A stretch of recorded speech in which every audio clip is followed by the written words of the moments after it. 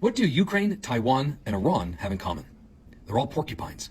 There's no doubt that Russia, China, and the United States have three of the biggest militaries on the planet. Millions of soldiers, thousands of jet aircraft carriers, submarines, destroyers, you name it. But those three powers are designed to fight a 20th century conventional war, not 21st century asymmetrical war like we're seeing right now in the Middle East or in Ukraine. There are three major differences in a hypothetical war between mainland China and Taiwan, with the ongoing war in Iran and in Ukraine. First, it is the balance of power. America's population is only 3 times that of Iran, and Russia's population is also 3 times that of Ukraine. However, the population of mainland China is 70 times more than the population of Taiwan. The second is the nature of the war.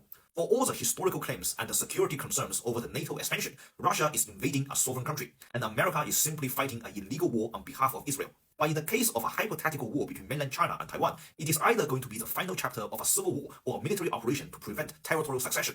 And in those scenarios, the Republican strategy does not work because the attacking side will have much greater political capital to mobilize the nation's economy and the population to achieve the objectives. If you don't believe me, just look into the case of the American and the Russian civil wars. And this is also why all the Pentagon analysis that America can achieve a victory in Taiwan by simply defeating the invading Chinese forces is completely unrealistic. China is not going to fold like the Argentinian junta in 1982 Falkland War. And once the Americans participate in a hypothetical Taiwan war, the war becomes existential for the People's Republic of China. And the political will for China to win the conflict will be much greater than that of America's.